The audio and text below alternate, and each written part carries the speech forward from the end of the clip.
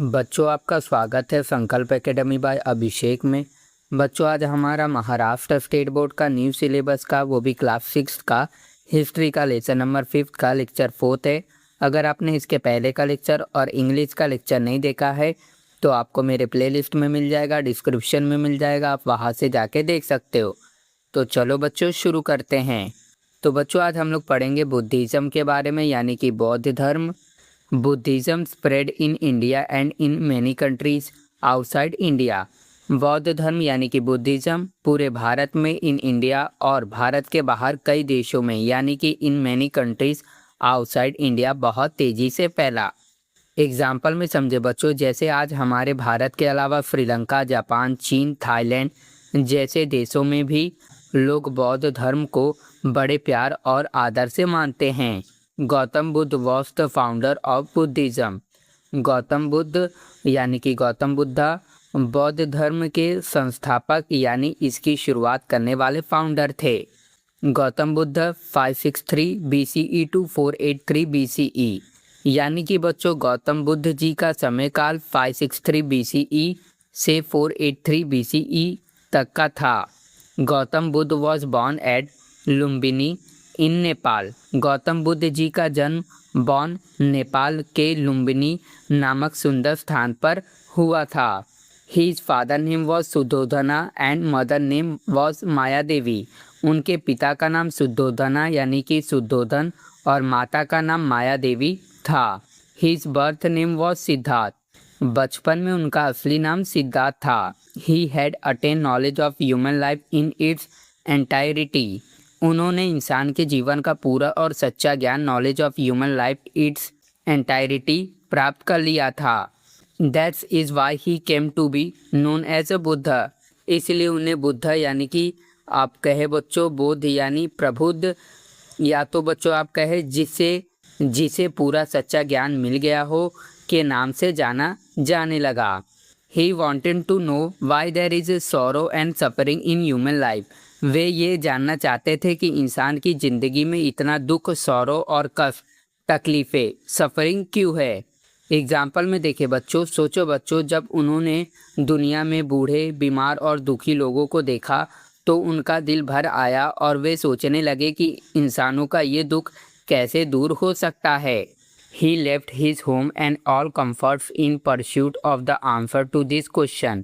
इसी सवाल का जवाब ढूंढने की खोज में, इन परस्यूट ऑफ द आंसर, उन्होंने अपना राजमहल, घर और सारे सुख आराम, होम एंड ऑल कंफर्ट छोड़ दिए। एग्जाम्पल में देखिए बच्चों, वे चाहते तो एक राजा की तरह महल में ऐसो आराम से रह सकते थे, लेकिन पूरी दुनिया का भला करने के लिए उन्होंने सब कुछ त्याग दिया। On Vaishakha Purnima, he was sitting in deep meditation under a peepal tree at Urvela near the city of Gaya in Bihar. Vaishakh Purnima यानी कि वैशाखा पूर्णिमा के पावन दिन वे बिहार के गया शहर के पास उर्वेला नाम की जगह पर एक पीपल के पेड़ यानी कि पीपल ट्री के नीचे गहरे ध्यान यानी कि डीप मेडिटेशन में बैठे थे।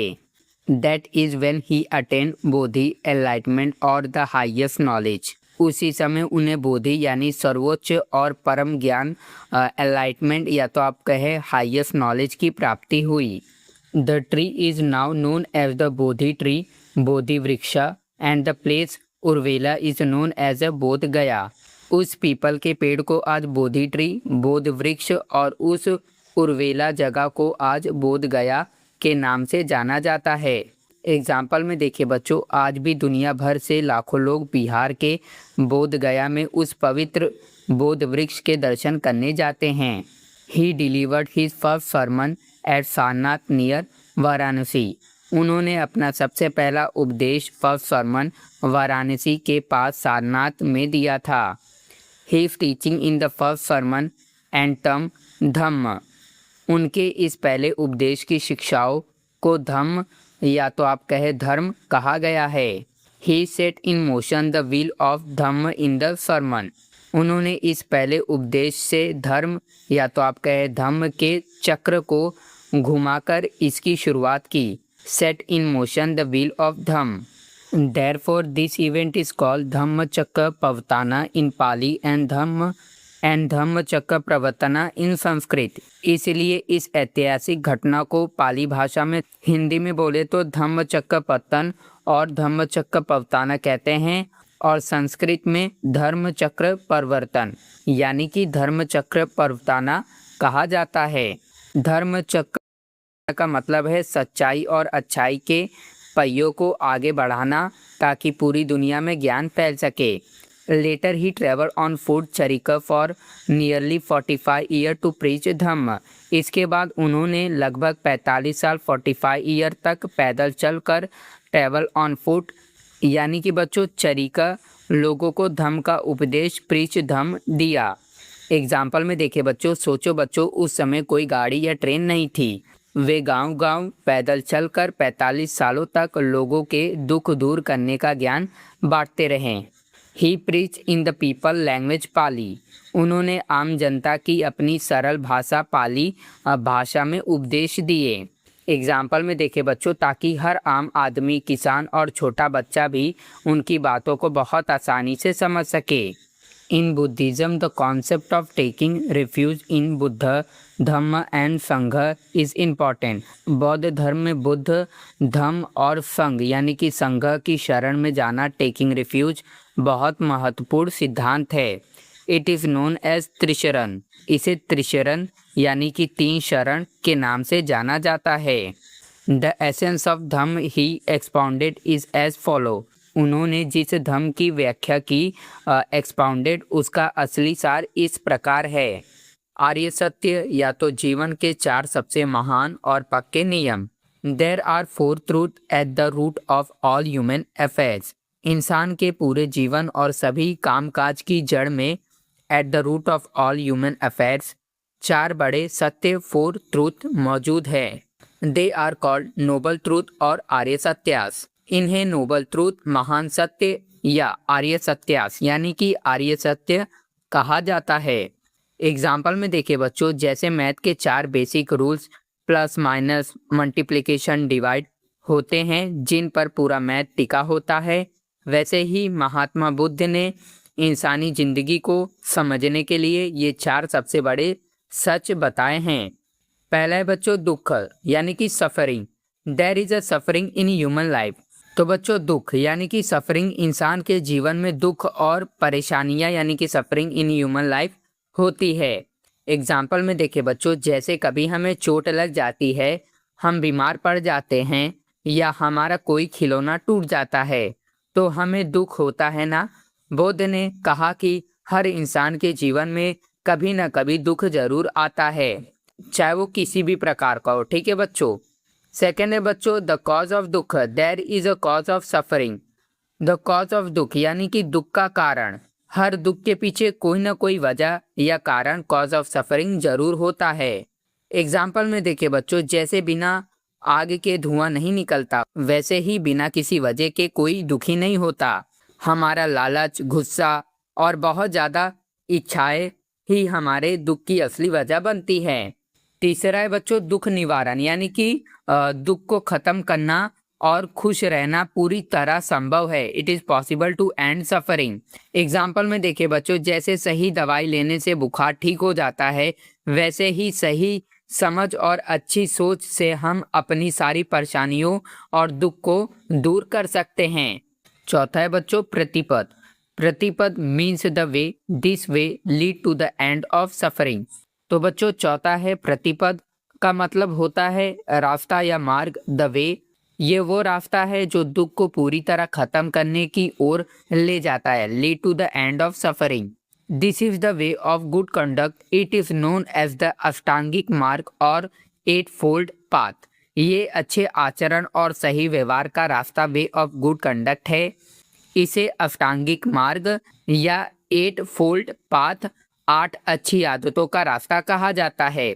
एग्जाम्पल देखे बच्चों, ये बिल्कुल 8 अच्छी आदतों का एक सुपर रोड मैप GPS है जिस पर चलकर इंसान कभी दुखी नहीं होता और हमेशा खुश व शांत रहता है।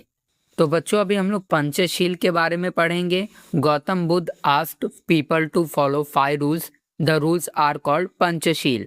पंचशील गौतम बुद्ध ने लोगों को रोजाना 5 सुनहरे नियम 5 रूल का पालन करने को कहा। इस नियम को पंचशील कहा जाता है। ठीक है बच्चों। एग्जाम्पल में देखिए बच्चों, जैसे स्कूल में क्लासरूम के 5 गोल्डन रूल होते हैं, वैसे ही एक सच्चा और अच्छा इंसान बनने के लिए बुद्ध ने ये 5 नियम दिए। पहला है बच्चों, stay away from killing animals. जानवरों और किसी भी बेजुबान जीव को मारने या सताने से दूर रहो। Stay away from killing animals. Example में देखिए बच्चों, सड़क पर कुत्ते, बिल्ली या पक्षियों को कभी परेशान नहीं करना चाहिए, बल्कि उन्हें दाना और पानी देना चाहिए। स्टे अवे फ्रॉम स्टीलिंग, यानी कि बच्चों चोरी करने से हमेशा दूर रहो। Stay away from stealing. Example में देखिए बच्चों, किसी की भी चीज बिना पूछे कभी अपने जेब में ना रखना, हमेशा पूरी ईमानदारी दिखाना और कोई चोरी ना करना। Stay away from unethical conduct, गलत और अनैतिक काम, यानी कि गलत या तो आचरण से दूर रहो। ठीक है बच्चों। Stay away from unethical conduct, जैसे बच्चों एग्जाम्पल में देखे, कोई भी ऐसा गलत काम ना करना जिससे किसी दूसरे को दुख पहुंचे या किसी का नुकसान हो। ठीक है।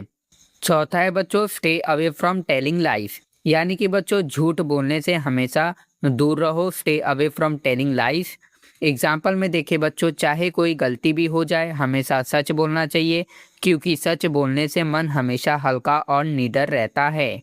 फिर बच्चों आता है पांचवा, स्टे अवे फ्रॉम इंटॉक्सिकेंट्स, यानी किसी भी तरह के नशीली पदार्थों और बुरी चीज़ों से दूर रहो। Stay away from intoxicants. ठीक है। एग्जाम्पल में देखिए बच्चों, ऐसी किसी भी बुरी आदत से दूर रहना जो हमारी सेहत, शरीर और दिमाग को नुकसान पहुंचाती है। फिर बच्चों आपका आता है बौद्ध संघ, यानी कि बौद्ध संघ।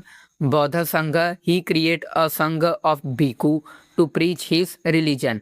बौद्ध संघ यानी कि बौद्ध संघ गौतम बुद्ध ने अपने धर्म के उपदेश और ज्ञान को सब तक पहुंचाने, टू प्रीच हिज रिलीजन के लिए भिक्षु का एक बड़ा संगठन या तो ग्रुप, संघ ऑफ भिक्षु बनाया। Follower who give up their domestic life and entered the Sangha were called bhikshus. वे फॉलोवर जिन्होंने अपना घर बार या तो पारिवारिक जीवन, डोमेस्टिक लाइफ त्याग दिया और संघ में शामिल हुए, उन्हें भिक्षुस कहा गया। एग्जाम्पल में देखिए बच्चों, ये वे ज्ञानी साधु थे जिनका सिर्फ एक ही लक्ष्य था, भगवान बुद्ध का शांति और ज्ञान का संदेश घर घर तक पहुंचाना।